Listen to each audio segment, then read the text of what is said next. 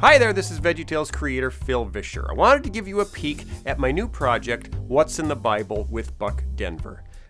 This is a Bible. It is the most widely owned, least widely read book in history. It sits on more shelves, gathering more dust than any book in the world. And yet this book holds the keys to understanding our lives.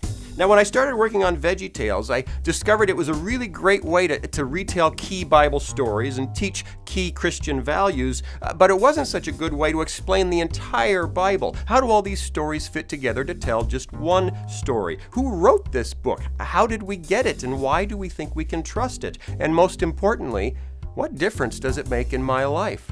So that's what we're doing in our new project. We have a crisis with kids in the church today. 65% of kids are dropping out of church as soon as they graduate from high school. We need to do something about this. So we're going to walk kids through the Bible all the way from Genesis to Revelation and answer their big questions about who wrote it and where it came from and why we can trust it and what difference does it make. This is the most important project I think I could be involved in right now, and I can't wait to show it to you. Welcome to What's in the Bible with Buck Denver.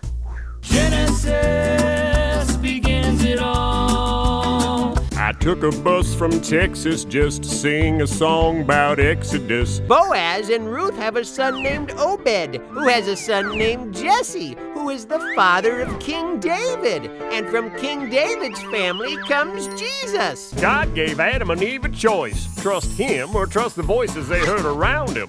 They chose poorly. By turning away from God, they said they didn't believe him. They were going to go their own way. And sin entered the world. What's sin? Pastor Paul, what is a patriarch? Who picked the books to be in the Bible? Wait a minute. Why do different Bibles have different numbers of books? Oh, I see we have lots of questions today. Oh, there were gnats and frogs, and the river turned to blood, and there were flies and boils, and the cows fell with the thud. Hallelujah, look what God can do.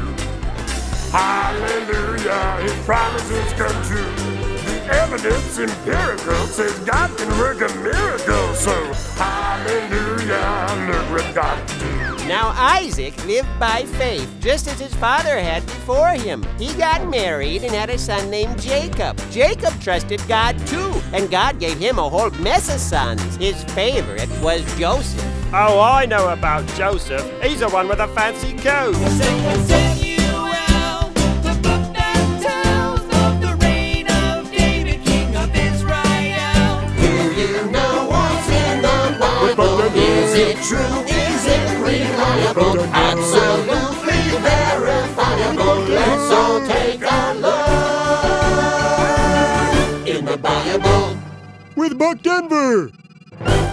Welcome to What's in the Bible with Buck Denver And friends? and friends.